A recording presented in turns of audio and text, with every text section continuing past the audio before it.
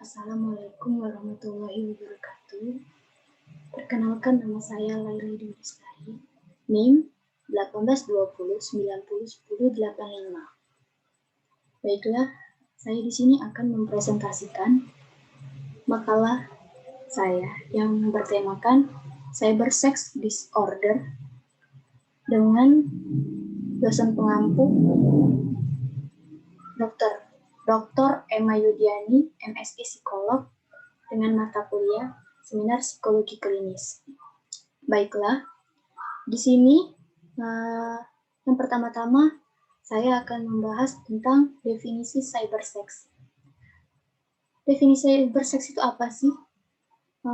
Perilaku seksual adalah segala bentuk perilaku yang timbul atas dasar dorongan seksual dari dalam diri setiap individu yang melakukannya, baik dengan lawan jenis maupun sesama jenis dengan ataupun tanpa ikatan agama yang sah, yang mana objek seksualnya bisa berupa orang lain, orang dalam hayalan, ataupun diri sendiri. Menurut Sarwono 2016. Lalu, tahapan perilaku seksual menurut Sarwono yaitu adalah memegang tangan, mencium, memeluk, meraba tubuh, saling menempelkan alat kelamin, itu yang disebut petting, masturbasi, hubungan seksual atau intercourse. Terdapat dua jenis perilaku seksual, yaitu perilaku seksual secara langsung maupun perilaku seksual secara tidak langsung, atau yang biasa disebut online sexual activity. Salah satu bentuk online sexual activity atau disebut OSA adalah perilaku cybersex menurut Cooper. Cybersex dikategorikan sebagai salah satu online sexual activity, yaitu penggunaan internet untuk berbagai macam aktivitas, baik itu berupa teks, audio, dan gambar, yang mengandung seksualitas dengan tujuan rekreasi, hiburan, eksplorasi, dukungan terhadap masalah seksual, pendidikan, pembelian materi seks, mencari partner seksual, dan sebagainya. Menurut Cooper 2002. Cybersex dapat terjadi ketika individu menggunakan internet untuk terlibat dalam ekspresi seksual atau aktivitas pemuasan seksual, bertukar email dengan konten seksual, dan cybering, di mana pengguna berbagai fantasi melalui internet yang melibatkan kegiatan seksual bersama-sama, sementara salah satu atau kedua pihak bermasturbasi.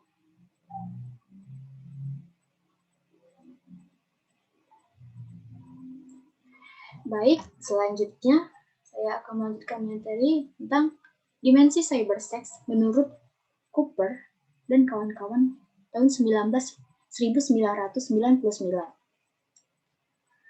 Di sini ada 4 tingkatan keterlibatan seseorang dalam aktivitas cybersex dapat digolongkan sebagai 4 aspek, yaitu yang pertama adalah tindakan atau yang biasa disebut action. Tindakan adalah aktivitas langsung berupa mengunduh gambar ataupun video porno, chatting erotis, dan sebagainya. Termasuk berapa lama waktu yang dihabiskan untuk melakukan cybersex. Lalu yang kedua ada refleksi atau biasa disebut dengan reflection. Yaitu refleksi merupakan keterlibatan kognitif pada pengalaman mengakses situs porno atau cybersex yang dapat menjurus ke kualitas obsesif untuk melakukan cybersex. Yang ketiga ada kesenangan atau disebut excitement. Kesenangan itu merupakan tingkat kesenangan dan kepuasan ketika melakukan cybersex tanpa diikuti perasaan terangsang ataupun bersalah. Lalu yang keempat, rangsangan atau arousal. Yaitu rangsangan adalah hasil dari pengalaman bergairah dan merangsang. Fantasi seksual yang dilakukan oleh pengguna dapat diikuti dengan masturbasi. Hal ini sangat sering sekali diikuti dengan perasaan malu dan bersalah. Baik, yang selanjutnya, faktor-faktor yang mempengaruhi perilaku cybersex. Menurut Cooper 2002, tahun 2002, terdapat ada 3 komponen yang menjadi alasan mengapa seseorang melakukan cybersex.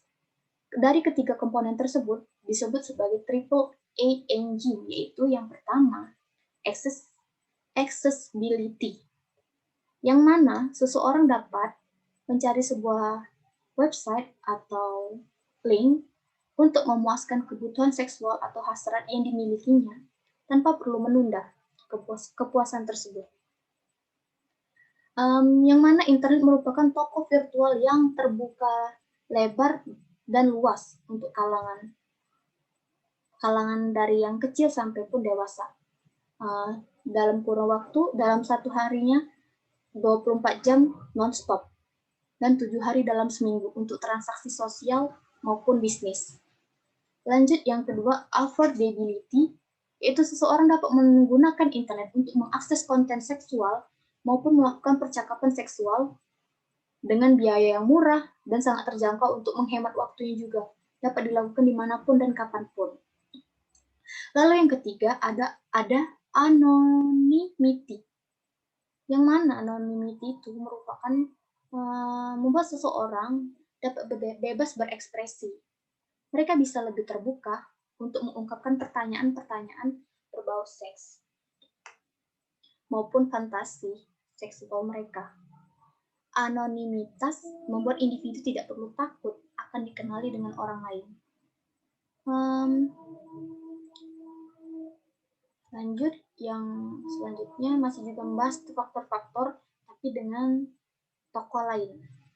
Di sini faktor keterlibatan perilaku cybersex menurut Delmonico, Carners, dan Griffin tahun 2001. Di sini ada 10 faktor-faktor yang dapat kita lihat di layar. Yang pertama itu ada accessibility.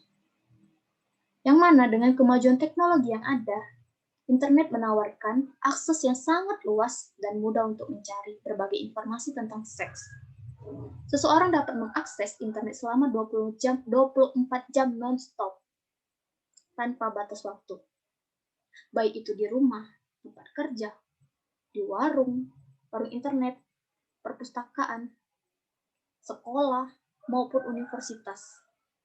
Individu dapat memilih sebuah web dari jutaan situs website yang tersebar yang menyajikan serta menawarkan berbagai jenis informasi atau pengalaman seksual yang diinginkan. Lanjut yang kedua ada isolation. Isolation itu apa? Faktor ini merupakan salah satu faktor yang paling kuat dalam keterlibatan, di mana seseorang tersebut terhadap perilaku cybersex. Isolasi memberikan kesempatan untuk memisahkan diri dari orang lain dan untuk tidak terlibat dalam fantasi apapun yang disukainya. Selanjutnya ada anonymity. Apa itu anonymity? Di mana internet menyediakan kemudahan untuk memperoleh dan menggunakan materi pornografi atau berinteraksi seksual dengan orang lain dalam bentuk anonim. Tidak satupun dari mereka benar-benar tahu dengan siapa mereka berinteraksi. Usia mereka, jenis kelamin mereka, di mana mereka tinggal, ataupun tentang mereka. Terlebih lagi, sekarang tersedia software yang telah secara khusus dirancang untuk meningkatkan akses anonimitas, sehingga memungkinkan seseorang untuk memposting informasi apapun secara anonim. Lalu yang keempat ada affordability. Karena keterjangkauannya, cybersex dianggap merupakan salah satu alternatif untuk memenuhi dorongan seksual bagi mereka yang terlibat. Dengan low cost, dengan biaya yang sangat murah, mereka dapat yang mereka keluarkan setiap bulannya Mereka dapat mengakses informasi apapun tentang seks yang mereka inginkan. Dengan begitu, tidak mengherankan bahwa sejumlah situs website tersebut meledak bersama dengan jumlah orang yang mengakses dan menggunakannya. Lalu yang kelima ada fantasi. Cybersex memberikan kesempatan bagi mereka yang terlibat untuk mengembangkan fantasi seksual dan merealisasikan orang lain tanpa harus bertanggung jawab dan dengan konsekuensi dan penolakan. Lalu yang keenam ada sensation shaking. Menurut penelitian O'Sullivan dan Ronis di tahun 2013, salah satu faktor yang mempengaruhi seseorang untuk melakukan cybersex adalah sensation shaking. Hasil penelitian tersebut menunjukkan bahwa laki-laki maupun perempuan melakukan cybersex karena ingin merasakan sesuatu yang berbeda yang sebelumnya tidak pernah dilakukan. Lanjut yang ketujuh ada infidelity. Menurut Wysoki dan Childers tahun 2011, bahwa seseorang yang memiliki hubungan signifikan terlibat dalam perilaku cybersex untuk melakukan kecurangan guna mengeksplorasi sisi lain dari seksualitas. Online infidelity atau perselingkuhan online merupakan salah satu faktor keterlibatan seseorang dalam perilaku cybersex itu sendiri. Yang kedelapan ada tipe kepribadian. Menurut Sherir tahun 2009, salah satu faktor yang mempengaruhi seseorang terlibat dalam perilaku cybersex terdapat dua dimensi dari Big Five personality yang dianggap merupakan faktor yang mempengaruhi, yaitu dimensi neuroticism dan extraversion. Lalu yang kesembilan ada regulitas. Menurut penelitian Abel Sternberg dan Boyfin tahun 2006, mengungkapkan bahwa tingkat religiusitas pada seseorang dapat mempengaruhi orang tersebut untuk melakukan cybersex. Penelitian tersebut menunjukkan bahwa semakin tinggi tingkat regulitas seseorang, maka semakin kecil kemungkinan seseorang untuk tergabung pada seseorang, maka semakin besar kemungkinan orang tersebut untuk tergabung dengan dalam perilaku cybersex. Yang terakhir ada internet time span, yang mana faktor yang dianggap sangat mempengaruhi seseorang tersebut terlibat dalam perilaku cybersex yaitu lamanya penggunaan waktu internet. Seseorang yang menggunakan internet lebih lama akan lebih memungkinkan untuk terlibat dalam perilaku cybersex, baik itu secara heteroseksual maupun homoseksual.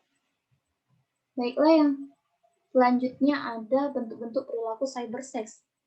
Di sini ada 3 bentuk perilaku cybersex, yaitu yang pertama ada menurut Carners, Delmonico, dan Griffin mengkategorikan beberapa bentuk perilaku cybersex. Itu ada 3, yaitu yang pertama mengakses pornografi di internet. Yang mana kita tahu mengakses pornografi di internet itu sangatlah banyak, baik itu berupa gambar maupun itu video atau cerita teks, majalah dewasa, film, dan game. Sangat sering kita jumpai dalam kehidupan kita sehari-hari. Kemudian dalam mengakses bagi para pengguna internet untuk menjelajahi atau browsing situs apapun di dunia maya, juga akan memberikan peluang yang luas bagi para pengguna tersebut untuk membuka konten pornografi. Apalagi perkembangan situs porno yang semakin hari semakin meningkat di internet karena sering dikunjungi oleh para penggunanya. Baik, yang kedua ada mengakses pornografi multimedia software yang tidak harus online, yang mana banyak dijumpai di pasar-pasar bahwa kita dalam mengakses pornografi bukan melalui internet saja, tapi bisa dalam bentuk VCD, DVD yang dijual bebas di pasaran, yang berisikan film porno dan memainkan game porno di laptop ataupun di komputernya si pengguna tersebut. Lalu yang ketiga ada real time dengan pasangan fantasi, yang mana di sini melalui fitur chatting. Dan sekarang banyak media sosial yang bisa berinteraksi dengan orang manapun melakukan melalui chatting. Fitur chattingnya memberikan kemudahan bagi para pengguna untuk saling berkomunikasi tentang konten erotis maupun bahkan menggunakan kamera web untuk melihat lawan bicara atau biasa kita sebut video call seperti itu.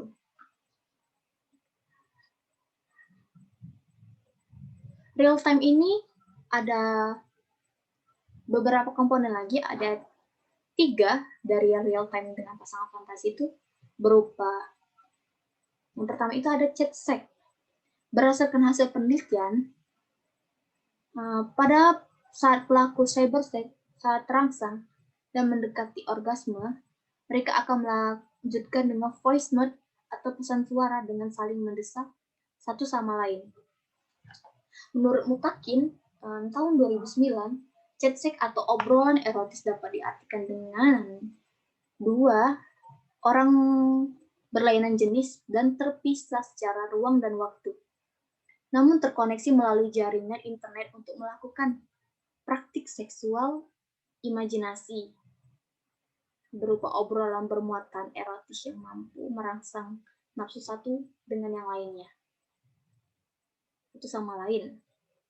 Meskipun keduanya hanya menggunakan fitur chat sex untuk berkomunikasi via dialog atau kata-kata, tetapi para pengguna tersebut telah mendapatkan pemenuhan hasrat seksualnya. Mereka bahkan hingga mencapai orgasme yang diinginkannya. Lalu yang kedua itu melalui phone sex atau telepon seks. Merupakan bentuk fantasi hubungan seksual menggunakan dialog komunikasi via telepon. Kendati para penggunanya tidak berhubungan intim secara langsung, melainkan dengan berkomunikasi via telepon, para pengguna dapat mencapai klimaks seksual mereka walaupun hanya dengan fitur percakapan itu saja. Dengan cara ini mereka membayangkan sedang berhubungan intim secara langsung dengan berkomunikasi.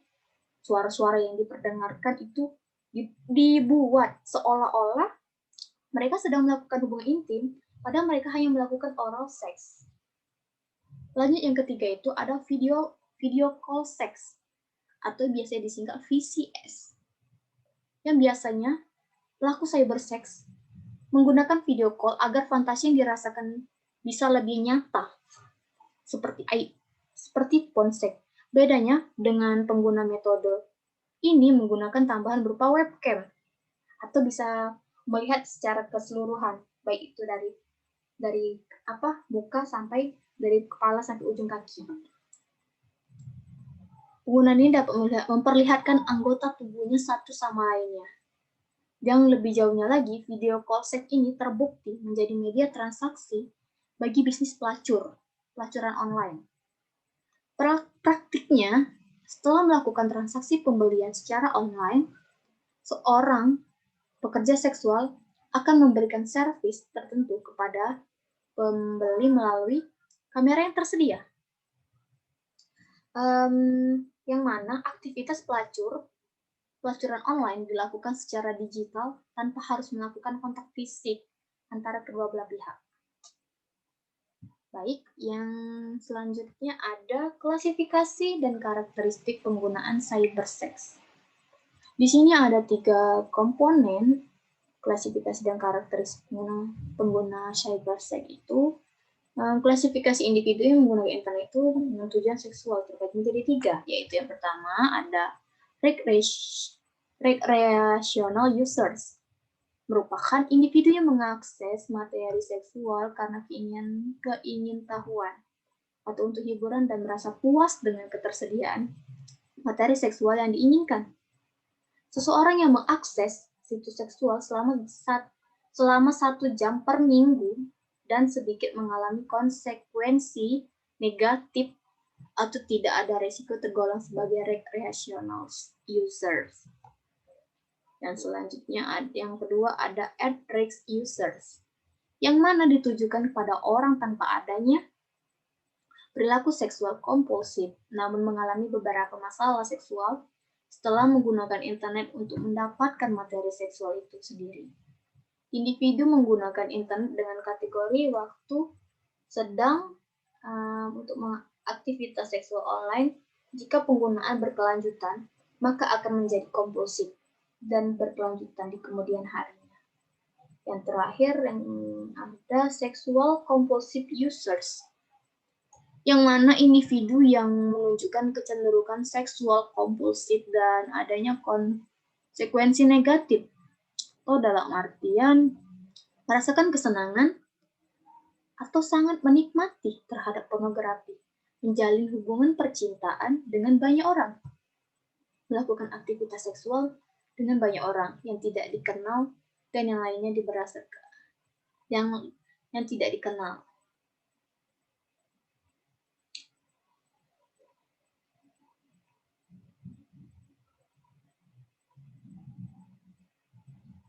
Oke, yang selanjutnya ada penyebab perilaku cybersex. Di sini ada dua, yaitu isolation dan kedua fantasy. Yang pertama itu isolation, itu maksudnya individu melakukan kesempatan untuk memisahkan dirinya dengan orang lain dan terlibat langsung dalam fantasi baik dan bentuk yang dipilih tanpa resiko seperti infeksi seksual atau gangguan dari dunia nyata. Yang kedua itu fantasi, di mana individu mendapatkan kesempatan untuk mengembangkan fantasi seksual tanpa takut akan ditolak. Yang mana penggunaan internet ini mengakses situs-situs porno terkadang sulit dihindari, mengingat situs-situs semacam ini tersedia sangat banyak dalam dunia maya. Dengan menjamurnya situs seks di internet, timbul ada beberapa hal yang disadari dengan rasa ketidakpuasan dan rasa keinginan tahuan, menyebabkan individu melakukan perilaku cybersex itu sendiri. Oke, yang terakhir ada dampak akibat perilaku cybersex. Di sini ada yang pertama itu ada kecanduan. Yang mana kecanduan di sini dampak nyatanya cybersex ini ada akibat dan keuntungannya. Dampak buruknya dari perilaku cybersex ini adalah kecanduan, yang mana terjadi ketika seseorang tidak mampu lagi untuk mengontrol aktivitas seksualnya di dunia online dan menghabiskan waktunya di depan layar komputer, dan itu sangat menghabiskan waktunya saja dengan sia-sia tanpa melakukan aktivitas apapun, baik itu entah maupun sekolah ataupun dia mau bekerja. Lalu yang ketiga, merubah pola tidur. Yang mana merubah pola tidur, mereka terganggu akibat kegiatan online yang sampai larut malam, sehingga waktu istirahat mereka cukup terganggu. Lanjut, yang ketiga ada mengisolasi diri dari keluarga. Yang mana kesempatan untuk berbicara dengan anggota keluarga lain semakin sedikit karena sibuk dengan kegiatan online-nya. Nah, jadi di sini dia mengisolasi dirinya sendiri tanpa ada interaksi dengan orang di rumahnya. Jadi dia sibuk dengan kehidupannya sendiri dengan menonton pornografi tersebut. Yang keempat ada berbohong. Mengurangi kesempatan berbicara dengan anggota lain, pelaku cybersex juga kemungkinan akan mulai berbohong terkait penggunaan internetnya. Yang selanjutnya ada terjadi perubahan kepribadian remaja, yang mana memungkinkan mengalami peningkatan amarah, jauh lebih sensitif, kegelisahan, dan rasa apatis, dan perubahan suasana perasaan. Yang selanjutnya ada bersifat mendua bagi seseorang yang telah memiliki pasangan, yang telah yang timbul perasaan perilaku yang mengarah pada yang bersalah dan rasa malu, atau karena sebenarnya tahu bahwa cybersex adalah sesuatu yang sebenarnya tidak ingin dilakukan. Dan selanjutnya ada hilangnya rangsangan nafsu pada pasangan hingga pertengkaran yang akan menjadi yang berujung dengan perceraian. Yang menyatakan bahwa pria dan wanita telah menikah menganggap bahwa cybersex merupakan ancaman terhadap pernikahan karena mampu menurunkan seksual keintiman dalam hubungan mereka. Jadi itulah yang bisa menyebabkan perceraian di antara suami atau istri tersebut. Yang selanjutnya ada dampak keuntungan. Sebenarnya dari cybersex ini ada keuntungannya juga. Tapi tidak menutup kemungkinan tadi yang sebelumnya tadi ada akibatnya, dampak negatifnya. Yang ini lebih ke arah positifnya, dampak keuntungan pada cybersex dibandingkan seks nyata. Di sini ada 5, yaitu yang pertama, cybersex bisa memusatkan hasrat seksual tanpa ada resiko terpaparnya penyakit yang bisa ditularkan melalui hubungan intim termasuk risiko kehamilan. Yang mana jika dia melakukannya secara nyata, bisa jadi karena sering bertukar pasangan bisa menyebabkan penyakit kelamin dan juga menyebabkan si perempuan tersebut menjadi hamil. Dan itu sangat dan bayi tersebut tidak diinginkan oleh kedua orang tuanya tersebut. Yang mana yang kedua ini ada cybersex memungkinkan pasangan di dunia nyata yang secara fisik terpisah jauh bisa terus-menerus merawat keintiman seksualnya. Jadi di sini maksudnya ke pasangan di dunia nyata ini walaupun dia LDR atau apa, jadi tetap harus menjalin keintiman dengan pasangannya masing-masing agar tidak terciptanya cybersex ini. Lanjut yang ketiga itu ada cybersex, eksplorasi seksual yang susah dilakukan di dunia nyata.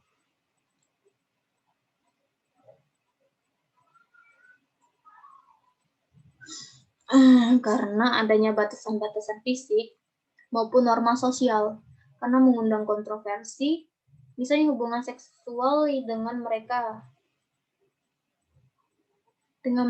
yang bukan pasangan saya, karena itu menjadi kontroversi di lingkungan masyarakat kita. Yang keempat itu adalah mengingat, tidak rumit dan membutuhkan waktu lama untuk membangun hubungan dengan seseorang di internet, maka cybersex memungkinkan relasi seksual instan yang diikuti respon maupun kepuasan yang instan. Yang terakhir itu ada cybersex memungkinkan para pengguna memiliki kontrol atas apa yang dilakukannya. Misalnya, setiap orang terlibat dalam cybersex memiliki kontrol terhadap durasi sesi dari pengguna webcam.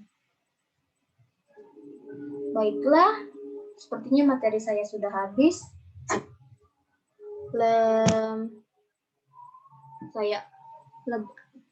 Materi saya setelah habis. Saya ucapkan terima kasih kepada teman-teman yang sudah menonton channel YouTube saya. Saya memohon maaf jika ada salah-salah kata. Kepada Allah saya mohon ampun. Saya akhiri dengan wabillahi taufiq wal hidayah. Wassalamualaikum warahmatullahi wabarakatuh.